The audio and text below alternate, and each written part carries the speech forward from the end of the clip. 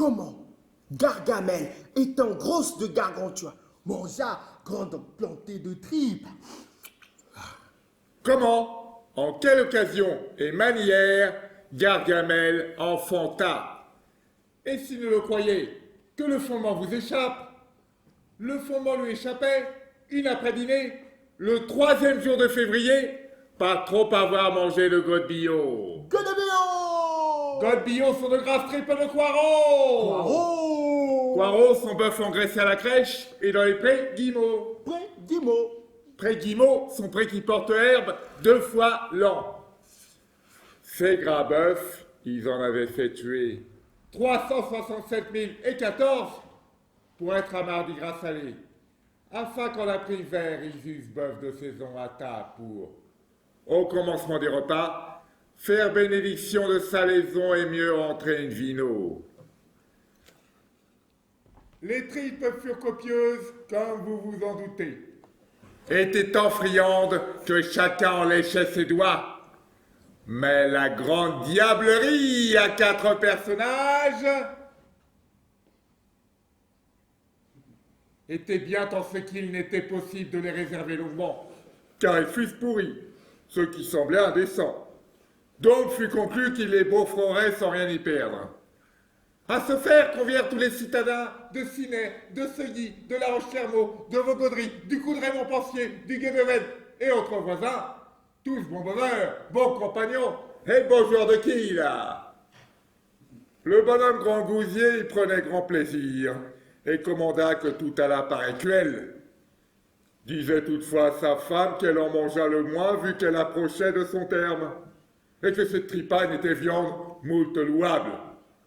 Oh, disait-il, a grande envie de mâcher merde lorsque l'on ne perçoit que les boyaux qui l'enveloppent. Noboston se remontrant, se mangea 16 nuits, 2 buissards et 6 tipins. Oh, belle matière fécale qui devait boursoufler en elle. Après dîner, tous allèrent pêle-mêle à la Saulçay. Et là, sur l'herbe drue, dansèrent au son des joyeux flageolets et douces cornemuses, de si bon cœur que c'était passe-temps céleste de les voir ainsi se rigoler. Le propos des bien ivres. Puis, il leur vint à l'idée de réjeuner en propre lieu. Leurs flacons d'allée, jambon de trotté, gobelets de volée, brocs de tâté. Tire, balle, tourne, brouille. Tire, balle, tourne, brouille. Tire, balle, tourne, brouille. Versement sans eau ainsi, mon ami. Fouette-moi ce verre galantement. Produis-moi du clairet, vert pleurant, trêve de soif. Fausse fièvre, ne t'en iras-tu pas? Par ma foi, ma commère, je ne peux me mettre en train. Vous êtes morfondu, mamie. Foison, Ventre saculé! Parlons de boire. Parlons de boire. je ne bois qu'à mes heures, comme la mule du pape. Je ne bois qu'en mon bréviaire, en bon père supérieur. Qui fut premier? Soif ou beuverie? Soif, car qui eut bu sans soif durant le temps de l'innocence? Beuverie! Car privatio presupponit habitum. Je suis clair. Est-ce qu'une coupe féconde a toujours aux mortels donné grande faconde? Nous autres innocents, nous buvons que trop sans soif.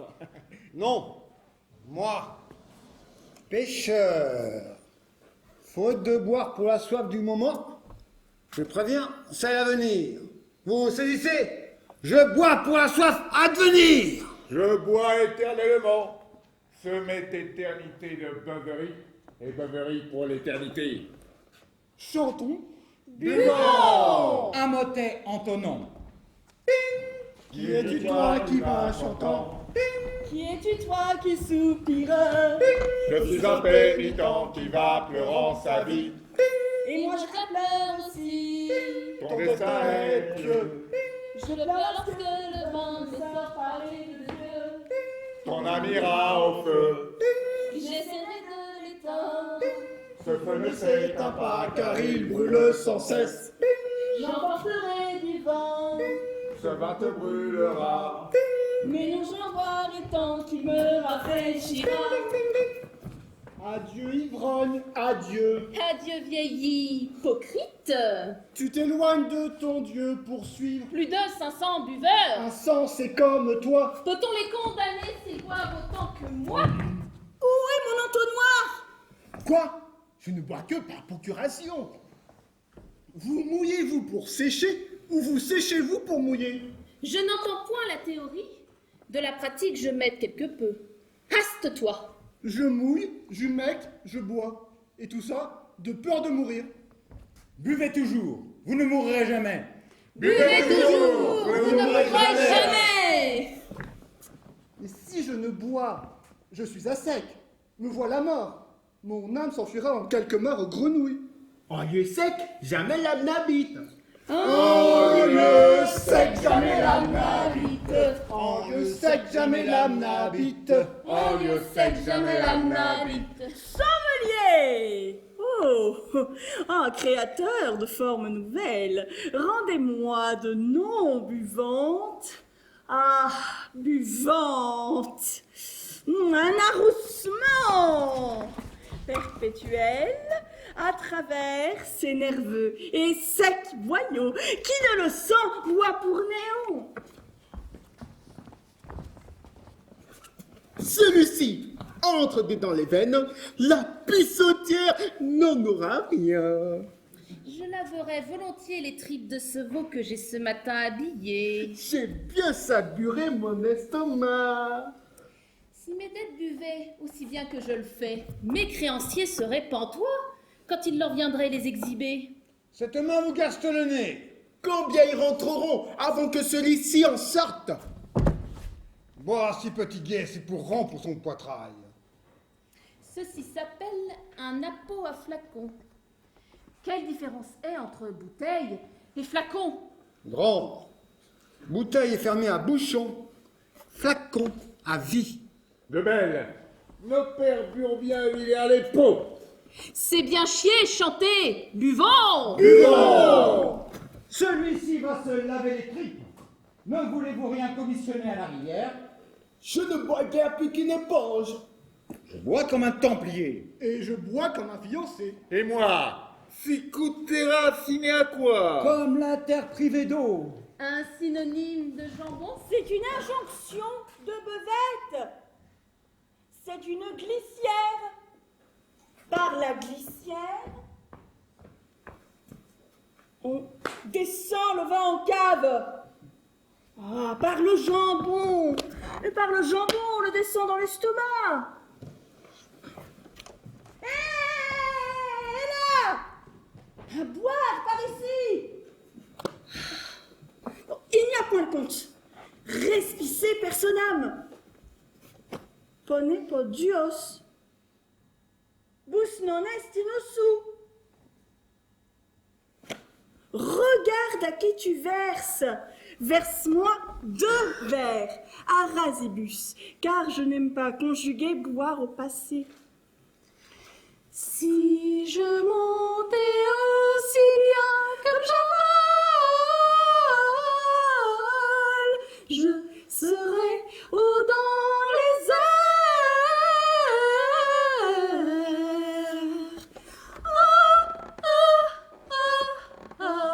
Oh, dans les airs. Oh, dans les airs.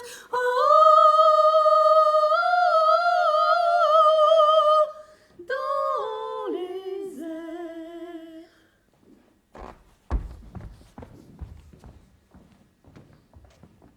Ainsi se fait riche Jacques Coeur. Ainsi poussent les bois en friche. Ainsi, Bacchus conquit les Indes. Et la philosophie m'élinde par Vasco de Gama. Petite pluie à bas grand vent, longue bevette rompe le tonnerre. Mais si ma verge pissait telle urine, la voudriez-vous bien sucer? Je me retiens pour après. Page, donne. Je fais la queue pour passer à mon tour. Une Guillaume. Encore y en a-t-il plein pot. La soif est abusive. Je me pourvois en appel. Page. Relève mon appel en forme. Cette rognure J'avais jadis bu tout. Maintenant, je ne laisse rien. Ne noie-t-on pas et amassons bien tout. Voici tripe de jeu et godillot à faire baver d'envie. Oh, pour Dieu, étrions-les bien proprement. Buvez aux chevaux! Non, non, buvez, je vous en prie. Les passereaux ne mangent que si on leur tape les queues. Je ne bois que si l'on me flatte. Les passereaux ne mangent que si on leur tape les queues. Les passereaux ne mangent que si on leur tape les queues. Je ne bois que si l'on me flatte, si l'on me flatte, me flatte. Les passereaux ne mangent que si on leur tape les queues. Les passereaux ne mangent que si on leur tape les queues. Je ne bois que si l'on me flatte, si l'on me flatte, me flatte. Compagnon à boire. Il n'y a rabouillère dans tout mon corps où ce vin n'aille furter la soif. Il n'y a nulle part dans tout mon corps où ce vin n'aille chercher la soif. Celui-ci me la fouette bien. Celui-ci me la bannira pour de bon. Claironnons ici au son de flacons et de bouteilles. Que quiconque aura perdu la soif n'est à la chercher séant. De longs clistères de beuveries ont vidé le logis.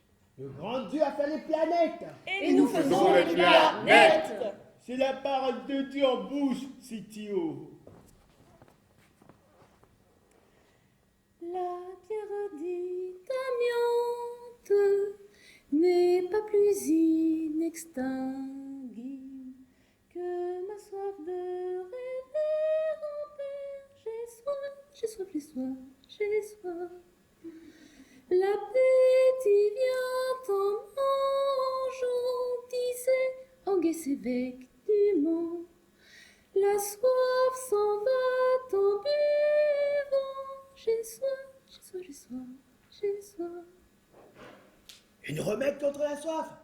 Courez toujours après le chien, jamais elle ne vous mordra. Buvez toujours avant la soif et jamais elle ne vous tourmentera. Et je vous y prends. Je vous réveille. Sommelier éternel, garde-nous de sommeiller. Argus avait 100 yeux pour voir. 100 mains, faut un sommelier pour infatigablement verser. Mouillons, allez, il fait beau sécher. Du blanc, verse tout. Verse de par le diable, de par le diable. Ah, verse par ici, tout plein. La langue me pèle. Bois, compagnon. À toi, compagnon! La, c'est sans préfet cela. Oh, lacrima Christi. Oh, lacrima Christi, oh, lacrima Christi, c'est du pinot. Oh, le gentil vin blanc. Ça vient de la devinière, c'est du pinot. Oh, le gentil vin blanc. Et sur mon âme, ça n'est que vin de taffetas. Hé hé, il est à une oreille, bien drapé et de bonne laine. Mon compagnon, courage. Pour ce jeu, nous ne chuterons pas, car j'ai fait une levée. Ex hoc in hoc. Il n'y a point d'enchantement. Chacun de vous la veut. J'y suis passé maître. Abroum, je suis prêtre massé. Oh les buveurs, oh les atterrés, passe mon ami. Emplis ici et couronne le vin, je te prie. Du cardinal. Natura arboret vacum. La nature abhorre le vide. La nature n'aime pas le vide. La nature honnit le vide. La nature a horreur du vide. Diriez-vous qu'une mouche y eût bu, semblable aux mœurs de Bretagne? Allez, débarrassez Spinard, avalez ces médicinales. Kete maseka oh oh oh oh oh oh. Kete maseka oh oh oh oh oh oh. Kete maseka oh mon yellow, mon yellow, mon yellow, yellow, yellow. Yellow, yellow, yellow, yellow, yellow, yellow. Kete maseka oh oh oh oh oh oh oh oh oh oh oh.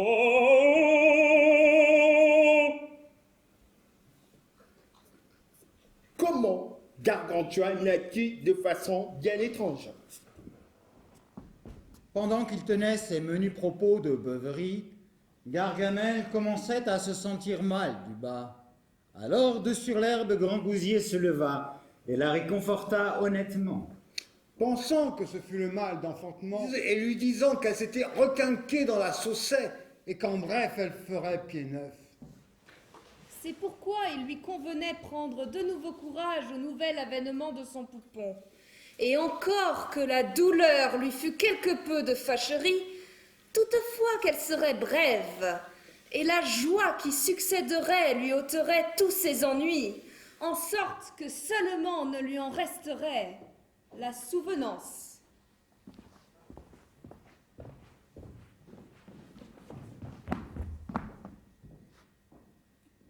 Courage de brebis! Débarrassez-vous de celui-ci. Et bien vite, faisons-en un autre. Ah, dit-elle, tant vous parlez à votre aise, vous autres hommes. Bien, de par Dieu, je m'efforcerai puisqu'il vous plaît, mais plût à Dieu que vous l'eussiez coupé. Quoi? Dit Grand Gousier. Ah, dit-elle, que vous êtes bonhomme, vous l'entendez bien. Mon membre? Dit-il. Par le sang Nascabras, si bon vous semble, faites apporter un couteau. Ah, dit-elle, à Dieu ne plaise, Dieu me le pardonne. Je ne le dis de bon cœur et pour ma parole n'en faites ni plus ni moins. Mais j'aurais prou à faire aujourd'hui, si Dieu ne m'aide, et tout par votre membre, que vous fussiez bien aise. Courage, courage, dit-il. Ne vous souciez au reste et laissez faire aux 4 bœufs de devant. Je m'en vais boire encore quelques veugades. Si cependant il vous survenait quelque mal, je me tiendrai prêt. Huché en paume, je me rendrai à vous.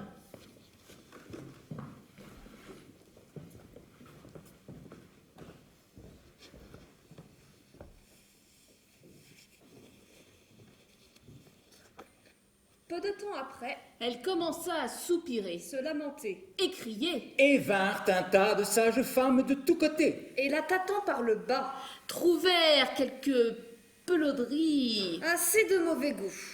Et pensait que ce fut l'enfant. Mais c'était le fondement qui s'échappait, dû à la mollification du gros intestin, lequel vous appelez boyau culier, par trop avoir mangé de tripes, comme précédemment dit. Alors une repoussante vieille de la compagnie, laquelle avait réputation d'être grande médecine, et qui était venue de Brispaille, près de Saint-Genoux, il y a plus de 60 ans, lui mit un astringent si puissant que ses sphincters en furent resserrés et opilés. Qu'à grand-peine avec les dents vous les eussiez élargis. Ah, ce qui est chose horrible à penser. Mêmement que le diable à la messe de Saint-Martin, écrivant le caquetage de 2 grivoises, à peine dents déchira le divin parchemin. De par cet empêchement, les cotylédons de la matrice d'au-dessus furent relâchés dès qu'elle sursauta l'enfant, et il entra dans la veine creuse, puis passant par le diaphragme jusqu'au-dessus des épaules, où la dite veine se sépare en deux, prit son chemin à gauche et sortit par l'oreille senestre.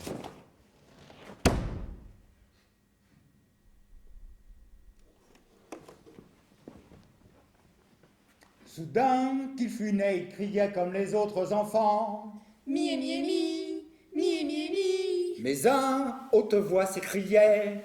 Glou, glou, glou, glou, glou, glou, glou, glou, glou. Comme invitant tout le monde à boire, il fut, oui, de tous les pays, de bus et de guibarets. Mais à haute voix s'écriait. Glou, glou, glou, glou, glou, glou, glou, glou, glou. Je me doute que vous ne croyez assurément à cette étrange natalité. Si vous n'y croyez pas, je ne m'en soucie. Mais un homme de bien, un homme de bon sens croit toujours ce qu'on lui dit et ce qu'il trouve par écrit. Est-ce contre notre loi, contre notre foi, contre raison, contre les saintes écritures? De ma part, je ne trouve rien d'écrit dans la Sainte Bible qui ne soit contre cela. Et si tel eût été le vouloir de Dieu, diriez-vous qu'il n'aurait pu le faire? Bacchus ne fut-il engendré par la cuisse de Jupiter. Octaïade, ne la quitte-t-il pas du talon de sa mère? Croque-mouche de la pantoufle de sa nourrice. Minerve, ne la quitte-t-elle pas du cerveau de Jupiter par l'oreille? Adonis par l'écorce d'un arbre à myrrhe. Castor et Pollux, d'un œuf couvé pondu par les dents? Ah, pour grâce, n'emberlificotez jamais vos esprits de ces vaines pensées. Car je vous dis que, à Dieu, rien n'est impossible. Et que s'il le voulait, les femmes auraient dorénavant ainsi leurs enfants par l'oreille.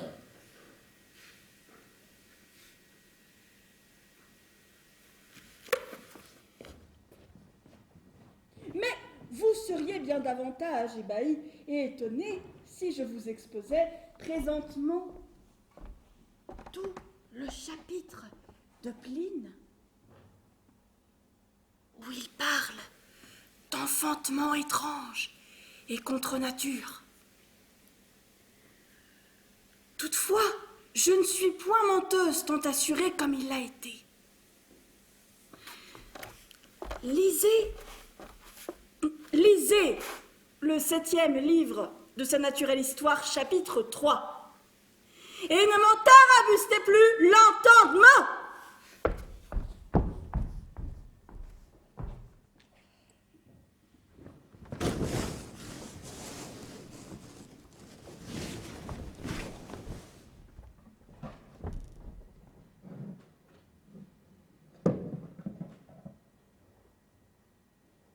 Comment le nom fut imposé à Gargantua et comment il lui met le piot.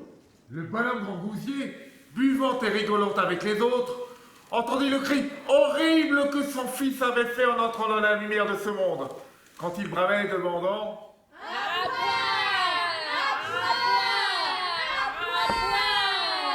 ce qui lui fit dire que grand tu as. Sous-entendez le gosier. Oyant ces mots, ses assistants dirent que vraiment il devait avoir de ce fait le nom Gargantua. Puisque telle avait été la première parole de son père à sa naissance, à l'imitation et exemple des anciens Hébreux. Grangousier condescendit, et cela plut très bien à sa mère. Et pour l'apaiser, lui donnèrent à boire tire-larigot et fut porté et baptisé sur les fonts, comme est la coutume des bons chrétiens.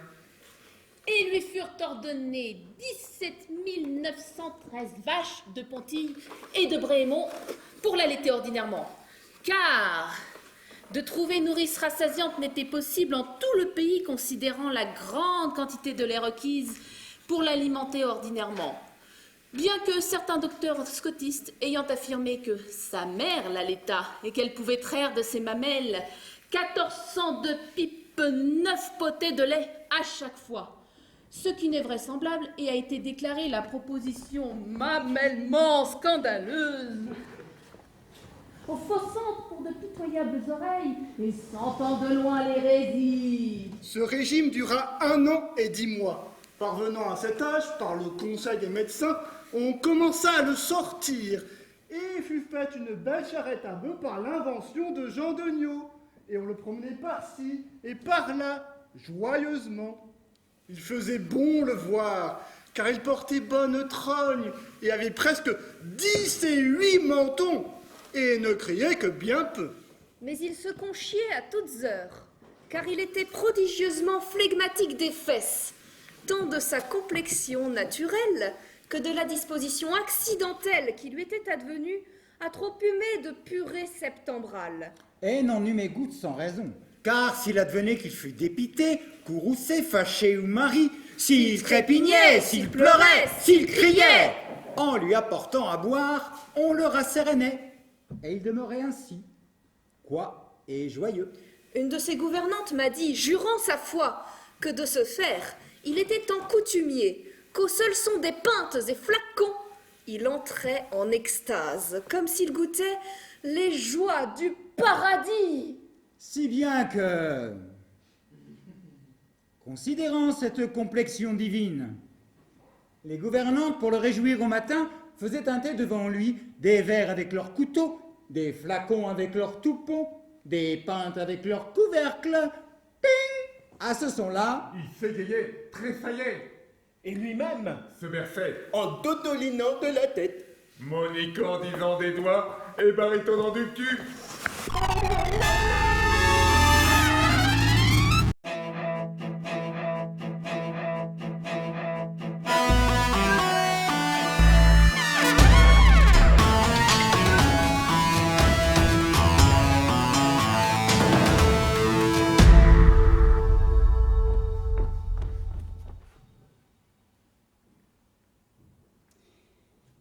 De l'adolescence de Gargantua. Gargantua, de 3 à 5 ans, fut nourri et formé en toute discipline convenante par le commandement de son père. Et il passa ce temps-là, comme les petits enfants du pays. C'est à savoir, à boire, manger et dormir, à manger, dormir et boire, à dormir, boire et manger. Toujours se vautrait dans la fange, se mâchurait le nez, se fourrait le visage, éculait ses souliers, baisait souvent aux mouches et courait volontiers après les papillons sur lesquels son père tenait empire.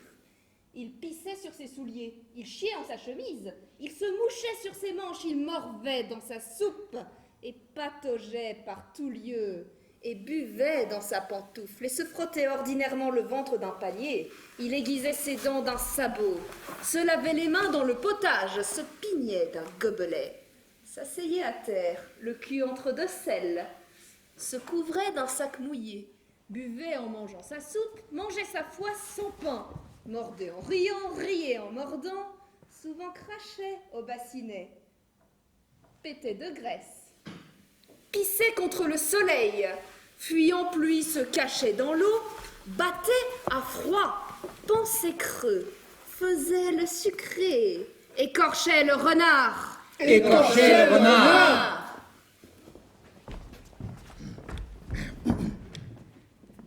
Disait la patenôtre du singe. Un grognement, un discours inutile. Retournait à ses moutons, tournait les truies au foin. Passer du coq à l'âne. Battait le chien devant le lion. Insulter un valet devant son maître.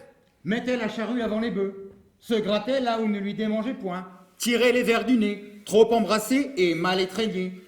Mangeait son pain blanc le premier, serrait les cigales, se chatouillait pour se faire rire. Ruait très bien en cuisine, faisait offrir gerbes de paille aux dieux et chantait Magnificat à matine et le trouvait bien à propos. Magnificat se chante à vêpres le soir.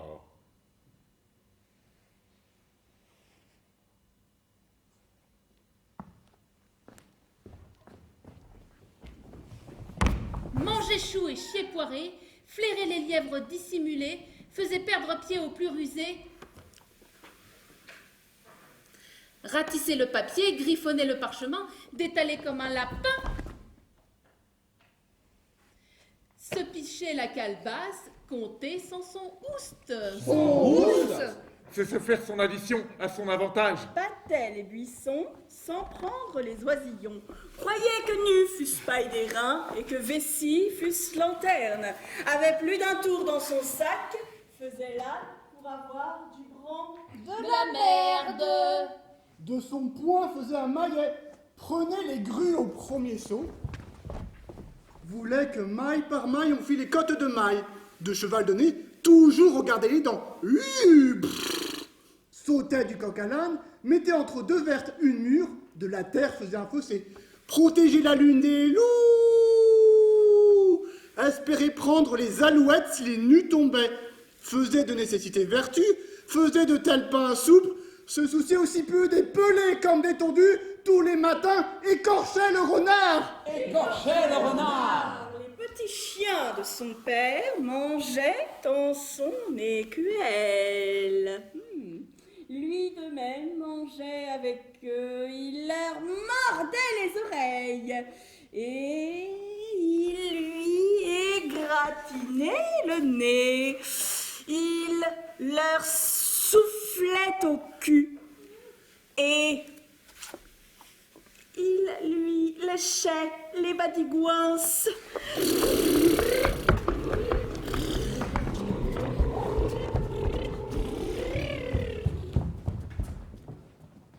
Et savez-vous quoi, mes fillots? Que le mal du tonneau vous tournicote. Ce petit paillard, toujours, pelotesse et gouvernante, sans dessus-dessous, sans devant-derrière. Et Morico!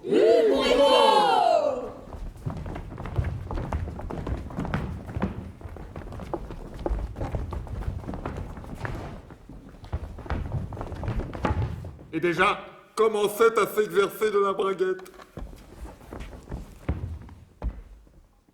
Que ces gouvernantes ornaient chaque jour de beaux bouquets, de beaux rubans, de belles fleurs, de beaux flocards. Et elles passaient leur temps à la faire revenir entre leurs mains comme un rouleau d'emplâtre, puis s'esclaffer de rire quand elle levait les oreilles, comme si le jeu leur eût plu.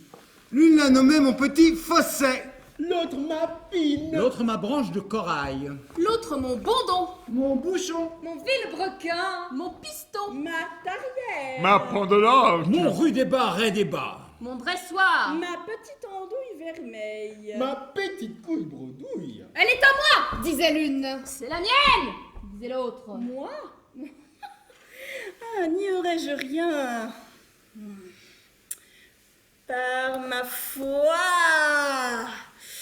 je la couperai donc. À couper? Vous lui feriez mal, madame. Coupez-vous la chose aux enfants. Il serait monsieur sans queue.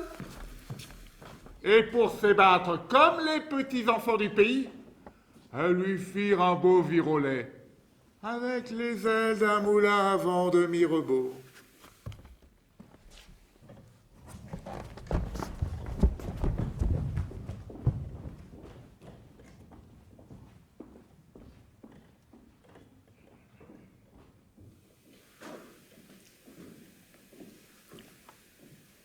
Comment Grangousier reconnut l'esprit merveilleux de Gargantua à l'invention d'un torche-cul.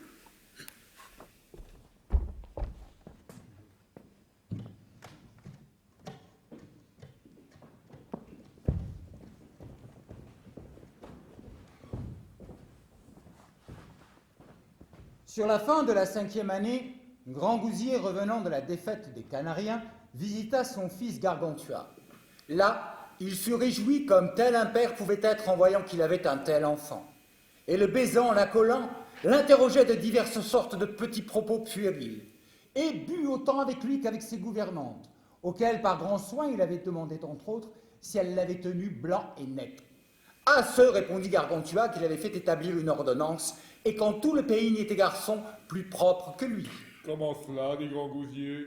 J'ai, répondit Gargantua, par longue et curieuse expérience, inventé un moyen de me torcher le cul, le plus seigneurial, le plus excellent, le plus efficient que jamais fut vu. Lequel, dit Grangousier? C'est ce que dit Gargantua. Je vais vous raconter présentement. Je me torchai une fois d'un cachelet de velours d'une demoiselle et le trouvai fort bon, car la douceur de sa soie me procurait au fondement une volupté bien grande. Une autre fois d'un chaperon de la même demoiselle, et ce fut de même. Une autre fois d'un cache-colle. Une autre fois, des oreillettes de satin couleur cramoisie. Mais la dorure d'un tas de saloperies de perlettes qui l'ornaient m'écorchèrent tout le derrière. Que le feu Saint-Antoine brûle le boyau culier de l'orfèvre qui les fit, et de la demoiselle qui les portait. Ce mâle me passa me torchant d'un bonnet de page, bien emplumé à la Suisse. Puis, fiantant derrière un buisson, trouvait un chat batailleur, Néomars. Avec lui m'étorchait, mais ses griffes me serrèrent tout le périnée. De ce me guérit au lendemain, me torchant des gants de ma mère, bien parfumés à la rose. Puis me torchait de sauge, de fenouil, d'aneth, de marjolaine, de roses, de feuilles, de courges, de choux, de bêtes, de pampres, de guimauves, de bouillon blanc procurant un cul écarlate, de laitue et de feuilles d'épinards, Le tout me fit grand bien à ma jambe, de mercurial, de persicaire, d'ortie, de consoude. Mais j'en caguais du sang comme un lombard et dont je fus guéri en me torchant avec ma braguette. Puis me torchait au linceul, à la couverture, au rideau avec un coussin, une carpette, un tapis de jeu, un mouchoir, un peignoir. En tout, je trouvais du plaisir, bien plus que non les galeux quand on les étrille. C'est bien, mais, dit Grand Gousier, lequel des torches-culs trouves-tu meilleur? J'y étais, dit Gargantua. Eh bien, tout en serait le fameux, le thème. Je me torchais de foin, de paille, de bourre, de baudufle, de laine, de papier, mais... Toujours laisse au couillon une amorce qui sent que seule de papier torche. Toujours laisse au couillon une amorce qui sont que ça de papier torche.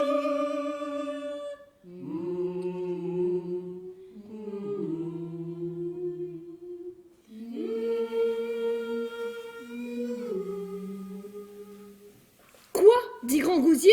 Mon petit couillon, te rives-tu au pot, vu que tu rimes déjà? Oh oui, dit Gargantua, mon roi, je rime tant et plus, et en rimant, souvent m'en rime.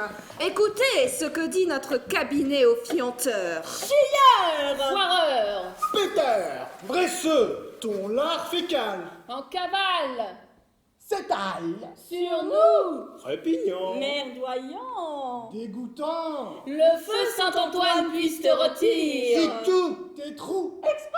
Tu ne te torches avant ton départ. En voulez-vous davantage? Oh oui, répondit Grand Gousier. Alors, dit Gargantua, En chiant.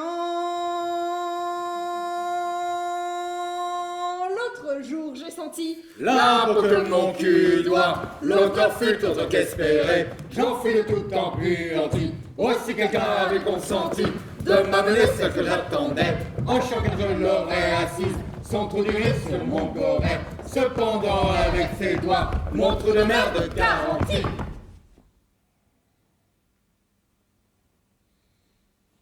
En chiant! En chiant! En chiant! Dites maintenant que je n'y comprends rien. Par la mère Dieu, je ne les ai fait miens, mais les ayant entendus réciter par grand-mère, que vous voyez ici, les ai retenus dans la gibecière de ma mémoire. Retournons, dit Grand Gousier, à notre propos. Lequel, dit Gargantua? Chier? Non, dit Grand Gousier, mais se torcher le cul. Mais, dit Gargantua, voulez-vous payer une bague de vin breton si je me remporte à ce propos? Oui, assurément, dit Grand Gousier.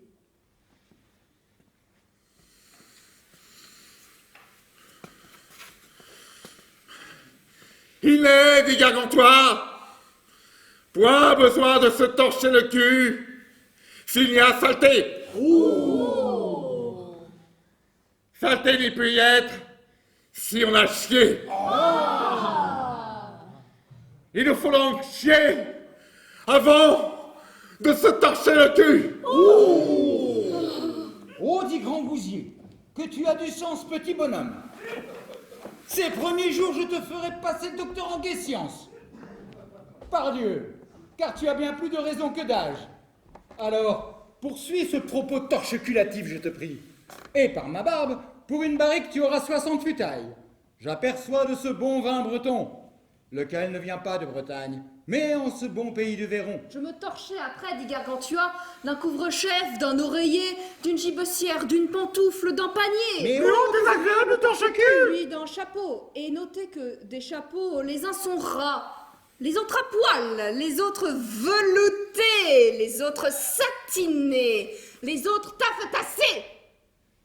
Le meilleur de tous est celui à poil, car il absterge très bien la matière fécale. puis me torcher d'une poule, d'un coq, d'un poulet, de la peau d'un veau, d'un lièvre, d'un pigeon, d'un cormoran, d'un sac d'avocat, d'une barbute, d'une coiffe, d'un leurre.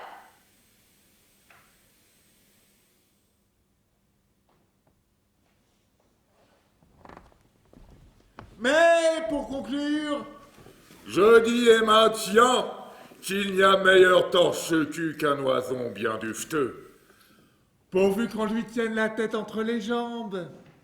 Et croyez-moi sur l'honneur, car vous ressentez au trou du cul une volupté mirifique, tant par la douceur de ce duvet que par la chaleur tempérée de l'oison, laquelle communique facilement au boyau oculier et au intestin, jusqu'à parvenir à la région du cœur et du cerveau.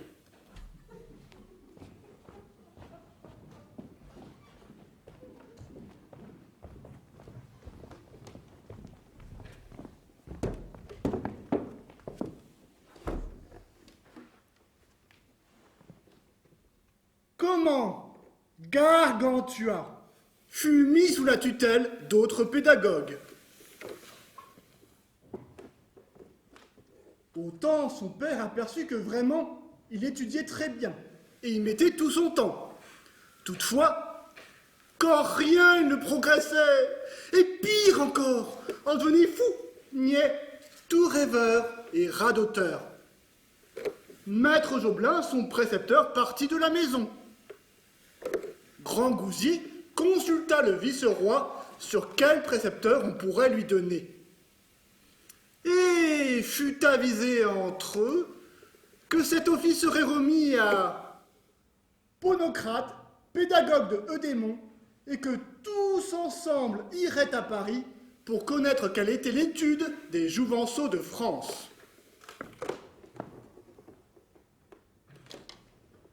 Comment Gargantua paya sa bienvenue aux Parisiens et comment il prit les grosses cloches de l'église Notre-Dame. Quelques jours après qu'ils se furent rafraîchis, il visita la ville et fut vu de tout le monde en grande admiration, car le peuple de Paris étant sot, tant badaud, étant inepte de nature, qu'un bateleur, un porteur de rogatons, un mulet avec ses cymbales, ting-ting, un vielleux au milieu d'un carrefour,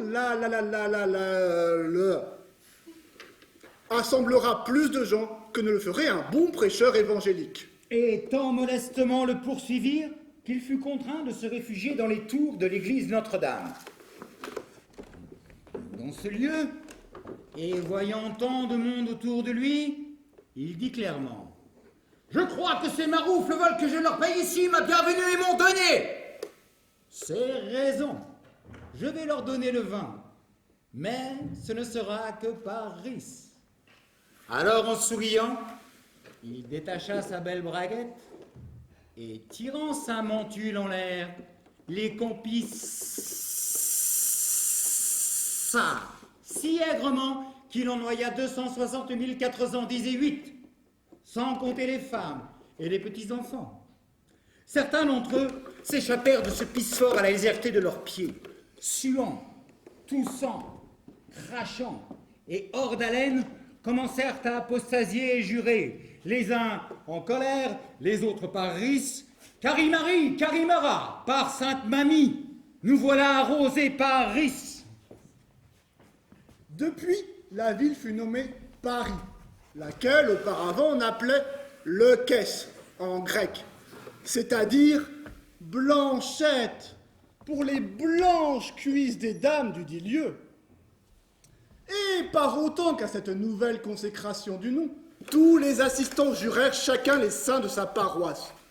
Les Parisiens, qui sont faits de toutes gens et de toutes pièces, sont par nature bons jureurs et bons juristes, et quelque peu outrecuidants, et qu'on les appelle parésiens en grec, c'est-à-dire fiers en parole. Ce fait, Il considéra les grosses cloches qui se trouvaient dans les dites tours, puis les fit sonner bien harmonieusement. Ce faisant, il lui vint en penser qu'elle servirait bien de compagnie au cou de sa jument, laquelle voulait renvoyer à son père, toutes chargées de fromage de brie et de harengs frais. De fait, les emportant en son logis.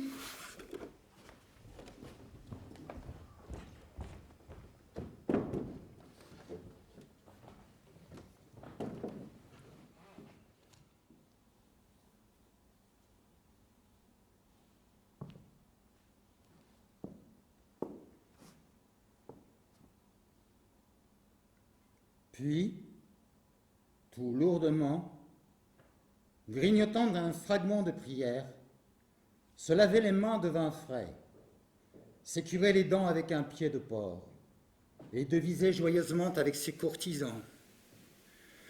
Le tapis vert étendu, on déployait force cartes, force dés et renforts d'échiquiers, damiers et autres plateaux de jeu. Et il jouait au flux, à la prime, à la vol, à la pille, à la triomphe, à la picardie, au sang, à l'épinée, à la malheureuse, au fourbi, à la passe 10, à 31, à paire et séquence, à 300, au malheureux, à la condamnade, à la carte virade, au malcontent, au lance-cannet, au coq-cul. À qui on a parlé? À Pinade, Joc fort. Au mariage, au jet, à l'opinion. À qui fait l'un, fait l'autre? À la séquence, au luette, au tarot, à Coquimbert, qui gagne perd. Au couillonné, au tourment, à la ronfle, au clic. Aux honneurs, à l'amour, aux échecs, au renard. À la marelle, aux vaches, à la blanche, à la chance, à 3D, aux tables, à la nique-noc, à la lourche, à la rainette, et jouer au barignin, à tric-trac, à toute table, aux tables rabattues, au renidieux, aux forcés, aux dames, à primo secondus, au pied du couteau, aux clés, au franc du carreau, à paire ou non, à pile ou face, au martre, au pingre, à la bille, au savatier, au hibou, et le jouet, au dorole du lièvre, à la tyrolitantine, à cochonner vers devant, à la corne, au bœuf violet, à la chevêche, à je te pince sans rire, à picoter, à déferrer l'âne, à bourri-bourrisou, à je m'assieds, à la barbe d'Oribus, à la bousquine, à la tire-broche, à boute-foire, à compère, prêtez-moi votre sac, à la couille de bélier, à Boutor, au figue de Marseille, à la mousque, à l'archéoyer, il jouait, à écorcher le renard, à la ramasse, à croque-madame, à vendre l'avoine, à souffler le charbon, au responsailles, au juge vif et au juge mort, à tirer les fers du four, au faux vilain, au bossu, au lican, à Saint-Trouvé, à pince-morille, au poirier, à pam-pompêtre, au trioï, au cercle et à la truie, il jouait, à ventre contre ventre, au combe, à la vergette, au palais, à j'en suis, au fouquet, au quille, au râpeau, à la boule plate, au vireton, à picaron, à rouche merde, à longenard, à la courte boule, à la grillèche, à la recoquillette, au caspo, à mon ardeur. Et il jouait à la pirouette, au jonché, à courte paille, à pire-volet, à pince-morille, au piquet, à la planque, au furet, à la séguette, au châtelet, à la rangée, au foussard, au ronflard, à la trompe, au moine, à l'ébahi, au ténébris, à la soule, à la navette, et il jouait à Fessard, au balai, à Saint-Côme, je te viens adorer, à Escarbeau, le Brun, à je vous prends sans verre, à bien et beau sans la carême, à chêne fourchu, à cheval fondu, à la queue au loup, à pétangueule, à guillemain, baille-moi ma lance, à la brandelle, au trésor, au boulot, à la mouche, à la migne-migne-boeuf, aux neuf mains, au chapifou, au pont chuté, à Colin-Bridé, à Coquentin, à la Grolle, à Colin-Maillard, à Mirlimoufle, au mouchard, au crapaud, à Crosse, au piston, au bilboquet, au roi, reine, au métier, à tête bêche, au pinot, à Malmort, au croquignol, et jouait à laver la coiffe, madame. Au vireton, à la chevêche, au laboureur, aux écoublettes enragées et à la bête morte porcelée massacrée. Et il jouait aux chiquenaudes.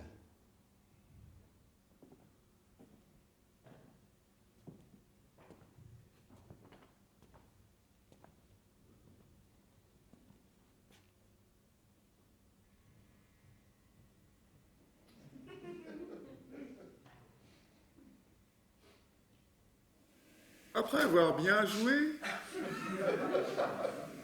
ça s'est passé, et il folâtrait le temps, qu'on venait de boire quelque peu. S'éveillant, il secouait un peu les oreilles. À ce moment-là, lui était apporté vin frais, qu'il buvait mieux que jamais. Ponocrate l'avertissait que c'était mauvaise diète de boire ainsi après dormir. C'est ce que dit Gargantua être la vraie vie des pères, car de ma nature, je dors salé, et le dormir me fait autant d'effet que le jambon. Puis commençait à étudier quelque peu, et en avant les pattes nôtres, et pour les expédier formellement, montait sur une vieille mule. Laquelle avait servi 9 rois. Ainsi, marmottant de la bouche et dodolinant de la tête, allait prendre volontiers quelques lapins au filet. Et s'en retourner à la cuisine pour savoir quel rôti était en broche. Et soupait très bien par mon âme, et de ses voisins conviait volontiers quelques buveurs, avec lesquels buvant d'autant, contait de vieux et nouveaux récits. Entre autres, avait pour domestiques les seigneurs du Fou, de Gourville, de Grignot et de Marigny. Après souper venaient en place les beaux évangiles de bois, c'est-à-dire de grandes tables pour le jeu ou de belles cartes pour le flux. Et 1, 2, 3, risquant tout pour abréger, ou bien aller voir les filles des alentours. Cela parmi les petits banquets, les collations et arrière-collations. Puis dormait sans débrider, jusqu'au lendemain, 8 heures.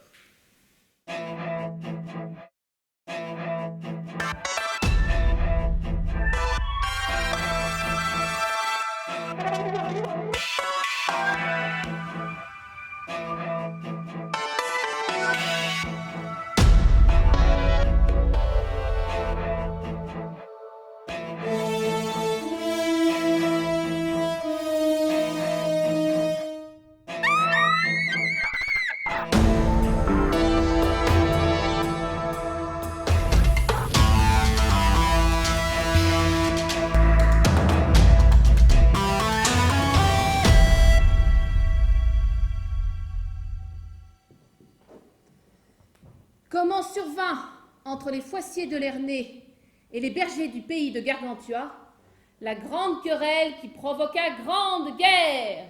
En ce temps-là, au commencement de l'automne, qui fut la saison des vendanges, les bergers de la contrée étaient à garder les vignes et empêcher que les étourneaux ne mangeassent les raisins. Dans le même temps, les Foissiers de Lernay passaient le grand carrefour, menant 10 ou 12 charges de foisse à la ville. Les bergers en question leur demandèrent courtoisement de leur emballer pour leur argent, au prix du marché. Car, notez que cela est viande céleste de déjeuner raisin avec foisse fraîche, surtout avec des pinots, des sauvignons, des muscadets, de la bicagne et des foireux pour ceux qui sont constipés, car ils les font les longs comme une hallebarde, et souvent pensant péter, ils se conchient. Pour cette raison, ils sont nommés les fianteurs des vendanges.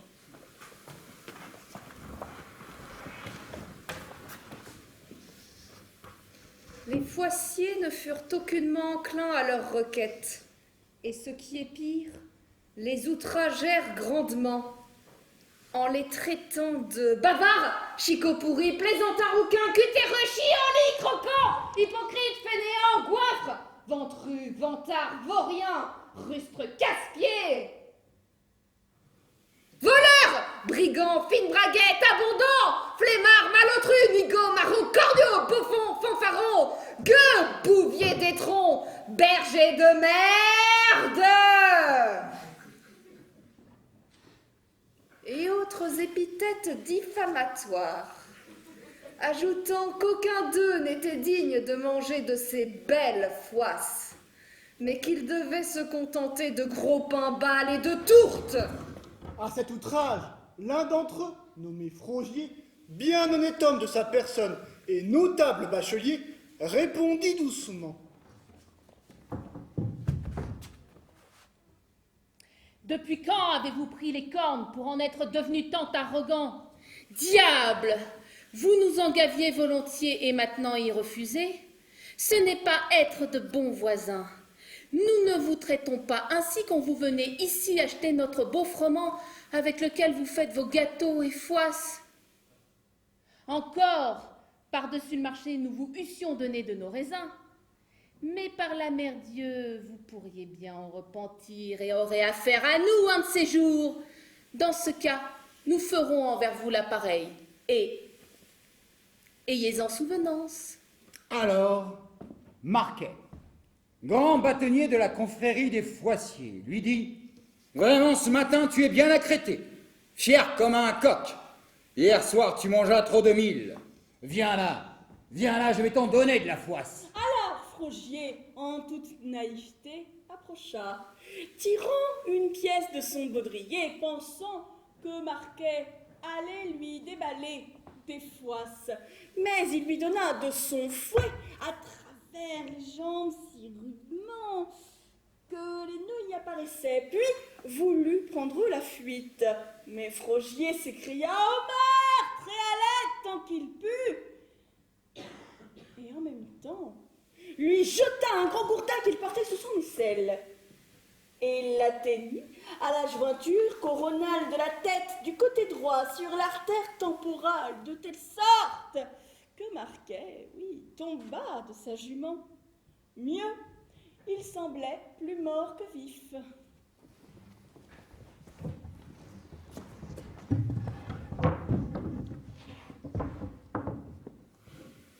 Cependant, les métayers qui écalaient les noix non loin de là accoururent avec leurs grandes gaules et frappèrent sur ces foissiers comme sur seigle vert. Les autres bergers et bergères, entendant le cri de Frogier, y vinrent avec leurs bourses et ceinturons et les suivirent à grands coups de pierre, tant effrénés qu'il semblait que ce fût grêle. Finalement, les rallièrent et les dépouillèrent d'environ 4 ou 5 douzaines de leurs foisses. Toutefois, ils les payèrent au prix accoutumé et leur en donnèrent un 100 de noix et 3 paniers de francs d'aubier. Puis, les foissiers aidèrent Marquet, qui était vilainement blessé, à se remettre en selle, retournèrent à Lernay sans poursuivre le chemin de Parilly, menaçant fort et ferme les bergers, bouviers et métayers de Seuilly et de Ciney. De ce fait, bergers et bergères firent bonne chère jusqu'à la lit, avec ce foisse et ce beau raisin, et se réjouirent ensemble au sang de la belle musette, se moquant de ce beau foissier glorieux qui avait joué de malchance, faute de s'être signé de la bonne main au matin. Et avec gros enchaînés, baignèrent mignonnement les jambes de Frogier, si bien qu'il fut promptement guéri.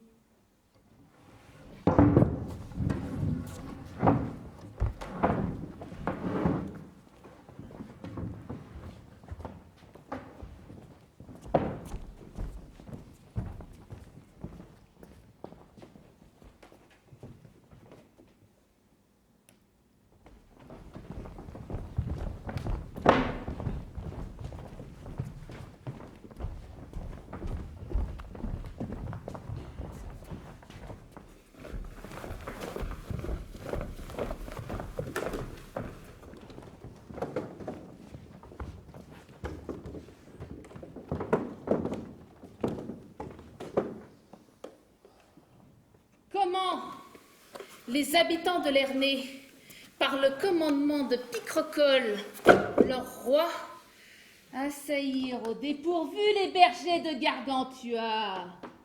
Les foissiers, retournés à Lernay, immédiatement avant même de boire ni de manger, se transportèrent au Capitole. Et là, devant leur roi nommé Picrocole, le 3e du nom, exposèrent leurs doléances, montrant leurs paniers percés, leurs bonnets aplatis, leurs tuniques déchirées, leurs foisses dérobées et particulièrement marquées, énormément blessés, disant que tout cela avait été fait par les bergers de Grand Gousier, près du grand carrefour, par-delà Seuilly. Picrocole, incontinent, entra en furieux courroux, et sans plus s'interroger sur quoi ni comment, fit crier par son pays, bancs et arrière-bancs, et que tout à chacun, sous peine de la corde, se rassembla en armes, en la grande place devant le château,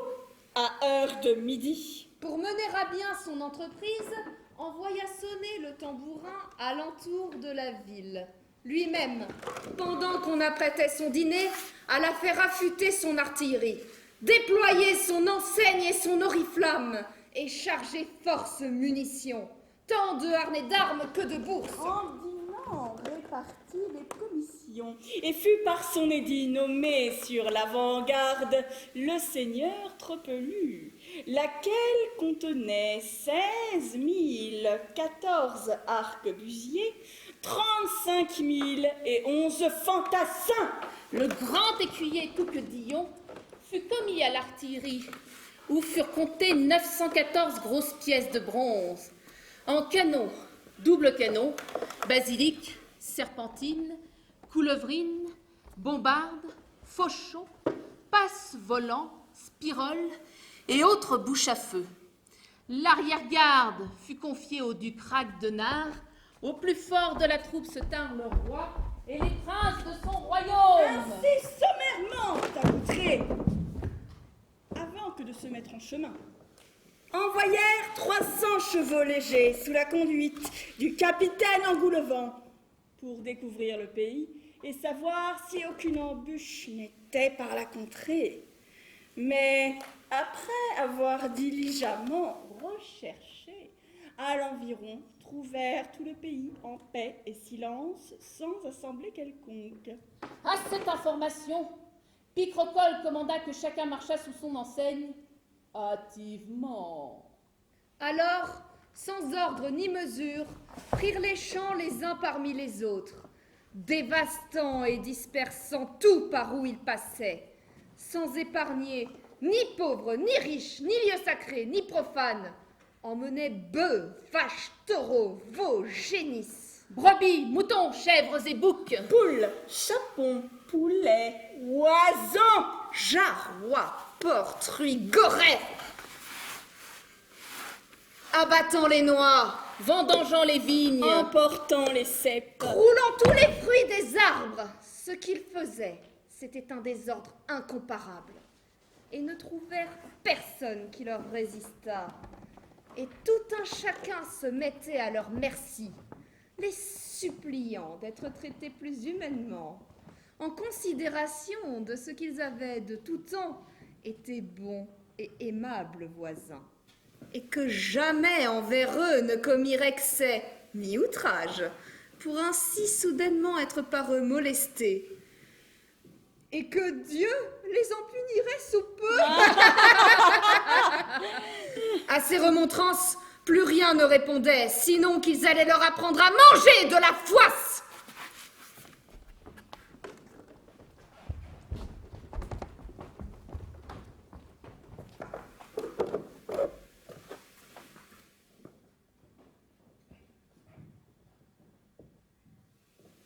La teneur de la lettre que Grand Gousier écrivait à Gargantua.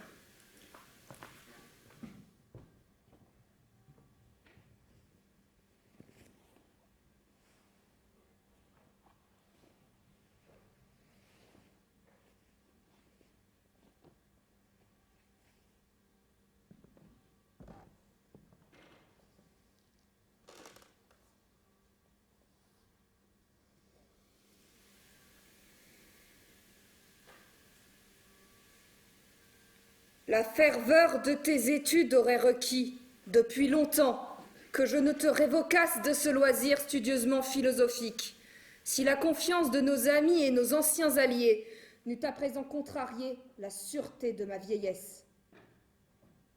Et puisque telle est cette fatale destinée, que je sois inquiété par ceux sur lesquels je me reposais le plus, force-moi de te rappeler au secours des gens et biens qui te sont confiés par droit naturel.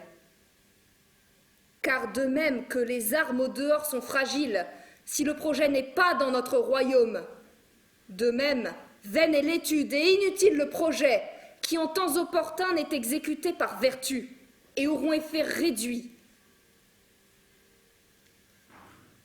Mon intention n'est pas de provoquer, mais d'apaiser, ni d'assaillir, mais de défendre, ni de conquérir, mais de garder mes loyaux sujets et mes terres héréditaires, sur lesquelles Picrocole est entré hostilement, sans cause ni raison, et de jour en jour poursuit sa furieuse entreprise avec excès non tolérable pour des personnes libres.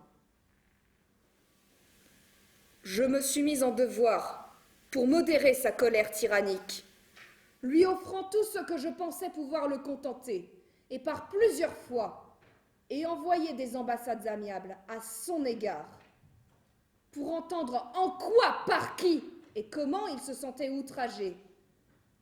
Mais n'ai eu réponse de lui qu'une volonté de défiance, et qu'en mes terres, il ne prétendait seulement un droit de bienséance.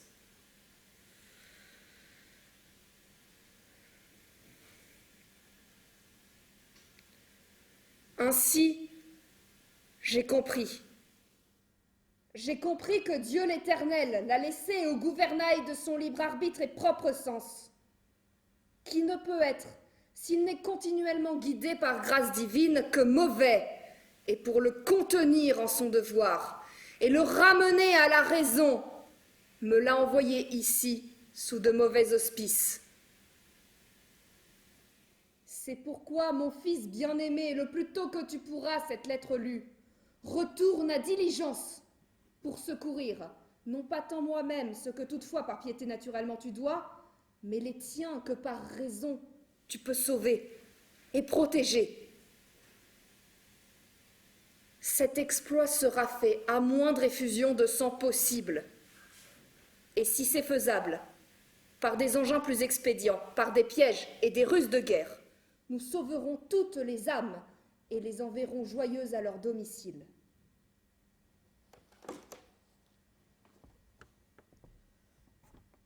Très cher fils, que la paix du Christ, notre Rédempteur, soit avec toi. Salut Ponocrate, gymnaste et eudémon de ma part. Ce 20 septembre, ton père, Grand Gousier.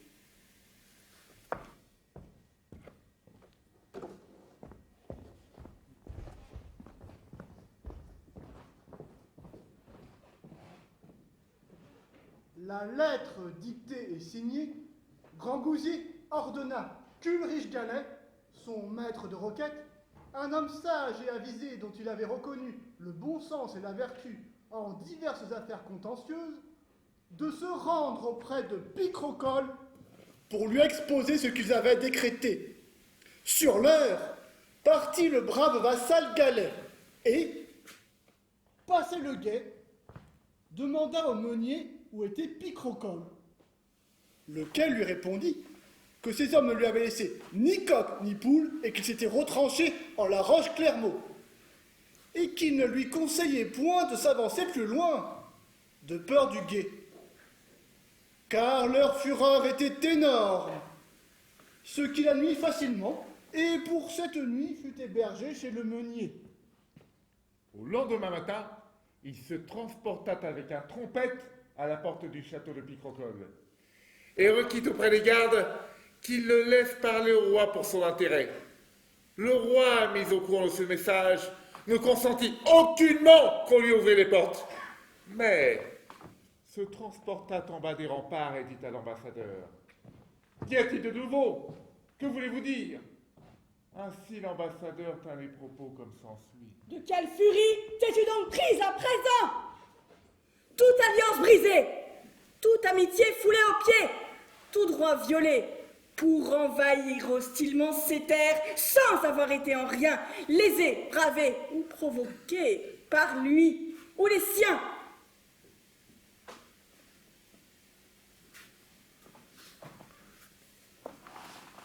Où est la foi? Où est la loi? Où est l'humanité? Où est la raison?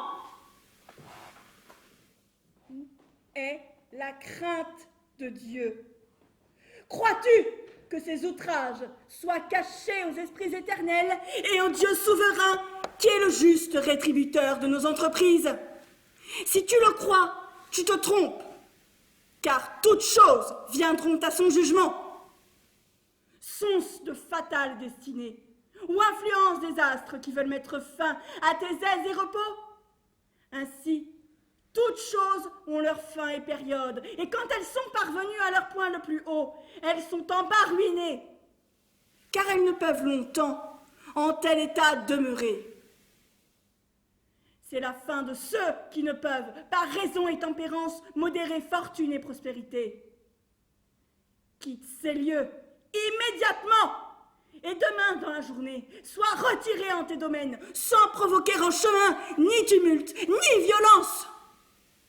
Et paie 1000 besants d'or pour les dommages que tu as causés en ces terres. La moitié tu donneras demain, l'autre moitié tu paieras aux prochaines ides de mai. Nous délaissant en attendant pour otage les ducs de Tournemoule, de Bas-de-Fès, de Menuailles, ainsi que le prince de Grattel et le vicomte de Morpiaille.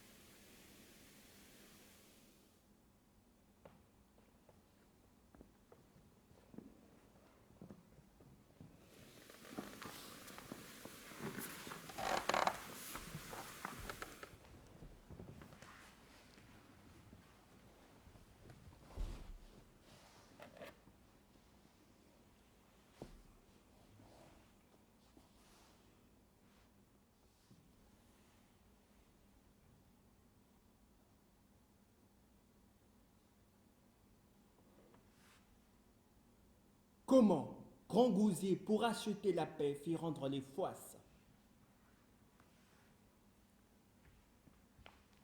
Alors, le brave vassal Galet se tut. Mais Picrocole, à tous ces propos, ne répondit autre chose que « Venez les quérir! Venez les quérir! Ils ont belle couille de mortier et molle! Ils vous broieront de la foisse! » Ainsi, il retourna vers Grand Gousier, qu'il trouva à genoux, tête nue, incliné dans un coin de son cabinet, Prions Dieu de bien vouloir amollir la colère de Picrocole et le ramener à la raison, sans y procéder par force. Lorsqu'il vit le brave vassal de retour, il lui dit « Alors mon ami, quelle nouvelle m'apportez-vous » Il y a ordre, dit Galet. Cet homme est tout hors du sens et délaissé de Dieu. Certes, mon ami, dit Grand Gousier, mais quelle raison donne-t-il de cet excès? Il ne m'a, dit Galet, donné nulle raison. Sinon qu'il m'a dit en colère quelques mots de foisse. Je ne sais si l'on n'aurait point fait outrage à ces foissiers. Je veux, dit Grand Gousier, bien entendre avant de délibérer sur autre chose que ce qui y aurait à faire. Alors, il manda lumière sur cette affaire. Et il s'avéra qu'il fut pris par force quelques foisses aux gens de Picrocole et que Marquet avait reçu un coup de tribard sur la tête. Toutefois, le tout avait été bien payé et que le dit Marquet avait blessé en premier Frogier de son fouet entre les jambes. Il sembla à tout le conseil qu'il devait se défendre en toute force. Nonobstant, dit Grand Gousier, puisqu'il s'agit seulement de quelques foisses, j'essaierai de le contenter, car il me déplaît trop d'entrer en guerre.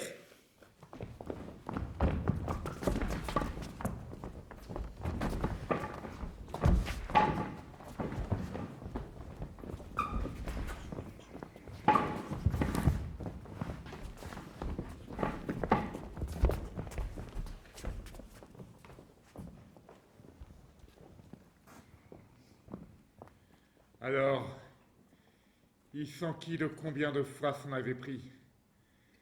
Estimons à 4 ou 5 douzaines, commanda qu'on en fit 5 chartés cette nuit, et que l'une serait faite de beau beurre, beau jaune d'œuf, beau safran et belles épices, pour être distribué et marqué.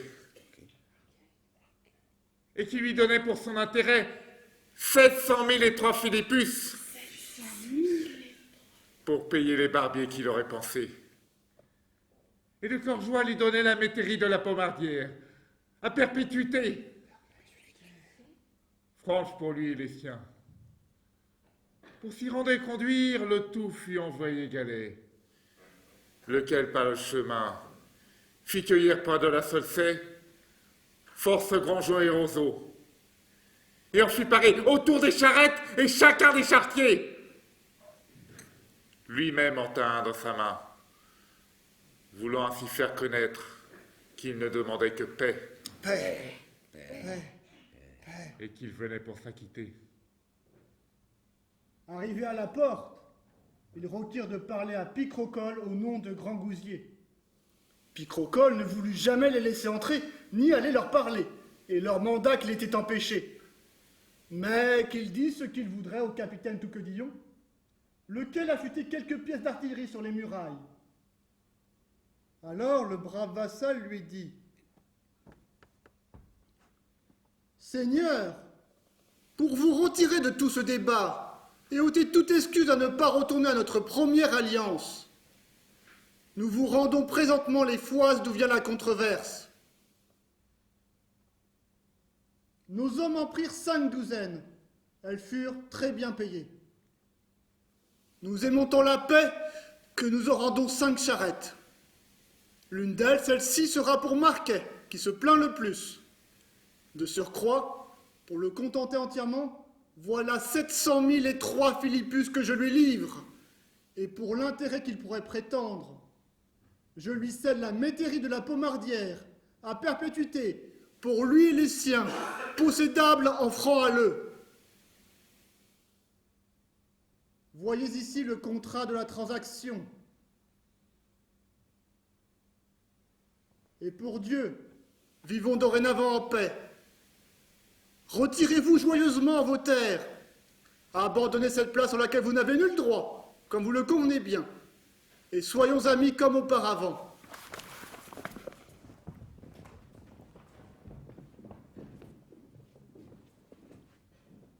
Touquedillon raconta le tout à Picrocole. Et de plus en plus, il envenima son courage, lui disant: c'est Henri Strombel, peur par Dieu! Grand Gousier se conchit, le pauvre buveur. Ce n'est pas son art de l'héronnière, mais il est connu pour bien vider les flacons. Je suis d'opinion que nous conservions ces foisses à l'argent. Le reste, hâtons-nous de nous remparer ici et conserver notre fortune. Mais pense-t-il bien avoir affaire à une dupe de vous paître de ces foisses? Voilà ce que c'est le bon traitement et la grande familiarité que vous leur avez auparavant témoigné vous ont rendu envers eux méprisables. Flattez vilain, il vous piquera. Vilain, il vous flattera. Là, dit Picrocole, par Saint-Jacques, ils en auront. Faites comme vous avez dit. Mais d'une chose, dit Touquedillon, je veux vous avertir. Nous sommes ici assez mal ravitaillés et outillés et maigrement pourvus de harnais de gueule. Si Grand Gousier nous assiégeait, dès à présent j'irais me faire arracher toutes les dents, que seulement 3 me restassent. Autant à vos gens comme à moi. Avec celle-ci, nous n'irons que trop vite à manger nos réserves. Nous n'aurons que trop de mangeaille, dit Picrocole. Sommes-nous ici pour manger ou pour batailler? Pour batailler vraiment, dit Touquedillon. Mais de la panse vient la danse, et où fin règne, force s'exile. Tant jasé, dit Picrocole. Saisissez-vous de ce qu'ils ont amené. Ainsi, ils prirent argent et foisse, bœufs et charrettes, et les renvoyèrent sans mot dire, sinon pour le motif qu'on leur dirait demain. Ainsi ils s'en retournèrent vers Grand Gousier, lui contèrent le tout, ajoutant qu'il n'y avait aucun espoir de les amener à la paix, sinon par vive et forte guerre. Guerre. Guerre. Guerre. Guerre. Guerre. Guerre.